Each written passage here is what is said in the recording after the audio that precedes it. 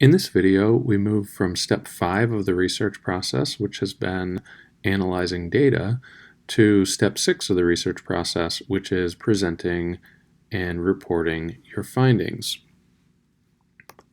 So there are two primary outlets in which researchers report or present their findings, and those include papers and presentations. So papers, just to give some examples, would be your thesis or your dissertation, or your independent study paper, an edited book chapter, a peer-reviewed journal article, and in terms of presentations, which are typically done at conferences, you may do either a poster session or an oral presentation with slides. So at Springfield College, if you're doing an independent study, you'll do a poster presentation. If you're doing a thesis or dissertation, you'll be doing an oral presentation to your research committee. So there are three specific modes of presenting findings within either papers or presentations, and these include tables with columns and rows of information, figures, which may include graphs or diagrams, or in text, which are obviously a combination of words and numerical results. So these are all things that you'll need to know how to create in APA format for when you go to write up your results for your independent study, thesis, or dissertation.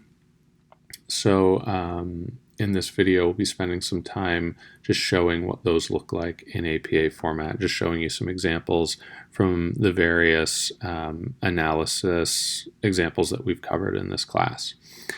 And I just also wanted to note that all of these may include not only inferential statistics, like basically your hypothesis tests, your main like significance tests, but also descriptive statistics as well. Some of the things we covered before, like mean, median, and mode, dispersion, position, and frequency. So let's start with tables. So as I said before, tables consist of columns and rows of information. So here's what an APA format table looks like. It basically has, and let me just pull up my laser pointer really quickly.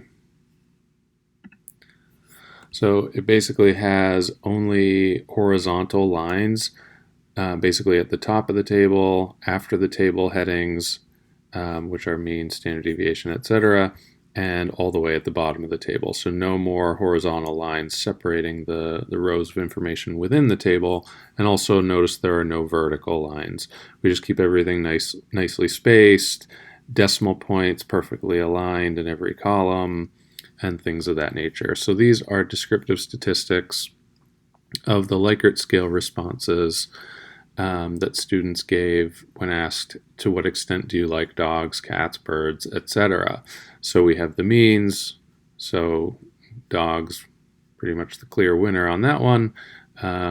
We have the standard deviations, we have the minimum values, the maximum values, and the sample size. This is a table with correlation results, so we can look at basically how those responses were correlated with each other. And what we see here is there are two significant correlations. So there's a positive correlation between students' ratings for lizards and caged mammals. So this is row 5 and this is column 6. So basically between lizards and caged mammals, there's a correlation of 0.51 in terms of the Likert scale responses, and that is significant at the 0.05 level, as noted by the asterisk. So we can just trace that down here to the key. If we have any double asterisks, it means that they're significant at the 0.01 level, and here we have an example of that. So there's basically a positive correlation between ratings for, again, lizards, which is number 5, and birds, which is number 3. So none of the other correlations were significant, although there are some that appear to be sort of moderately positive or moderately negative. Only the ones that were, 0.51 and 0.75 were statistically significant. Here's a table with t-test results. So you may recall the example that we talked about with silent studying or studying with music, and is there a difference in terms of exam score? So here are the mean exam scores for each of those conditions, silence and music. So the difference between those means is 2.6, the standard error is 3.2, t-op was 0.81, which did not exceed t-crit, and therefore we didn't reject the null hypothesis. P is greater than 0.05. So again, we have a non-significant difference in terms of silent studying and studying with music. But this is, again, just to show you what it would look like presenting these results in a table. So basically 2 rows because we have 2 different groups, but then basically at this point we can just present 1 row of numerical information about the t-test. Similarly, with the chi-square analysis, we have 2 rows to report the percentages of yes and no responses when students were asked, should every dorm on campus be equipped with a HEDIS table? And then we just have 1 row of information about the chi-square statistic and the p-value. We could give the exact p-value here. We could also have a column for the degrees of freedom or something like that, but basically, we have the percentages or the counts of the actual votes, yes or no, and then we have the results of the chi-square test. And now let's move on to figures. So when you're making graphs should induce the reader to think about the data being presented, not some other aspect of the graph. So you're not trying to impress the reader with how fancy your graph looks. You just want them to be able to compare values or be able to look and see what the relationship is in your results. Graphs should avoid distorting the data, should present maximum information with as little ink as possible, should encourage the reader to compare different pieces of data, as I said before, and should be able to summarize a large amount of data in a coherent way. So again, graphs should induce the reader to think about the data being presented, not some other aspect of the graph. So the graph on the right is trying to do too much, trying to look too fancy. There's just no need for making everything in these sort of silo-looking shapes, cylinders or what have you.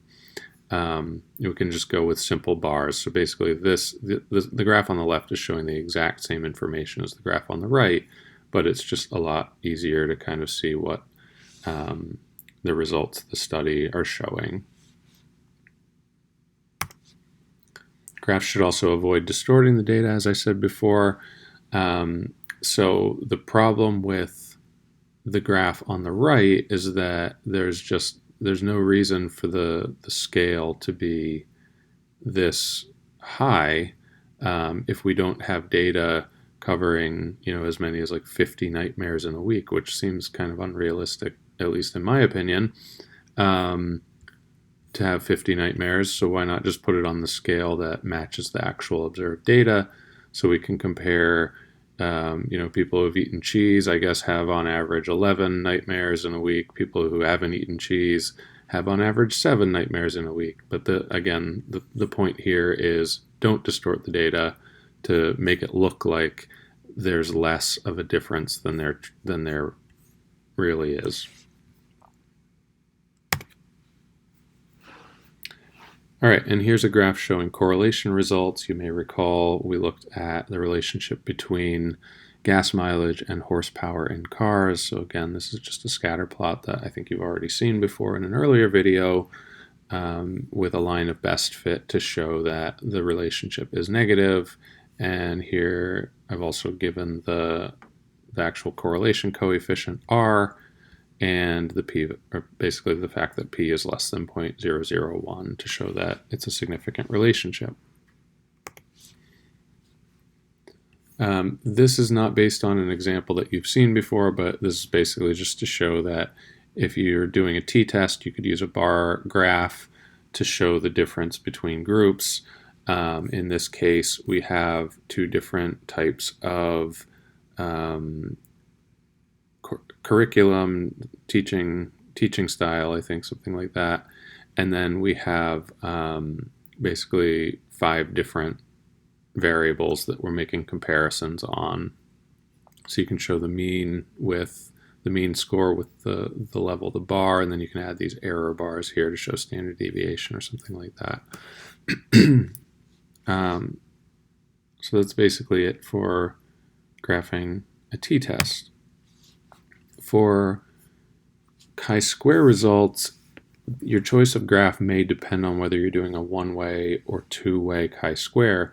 For a one-way chi-square, like again the yes-no questions about getting Hedis tables put in dorms, you could just use a simple pie chart to show the percentages of yes and no votes.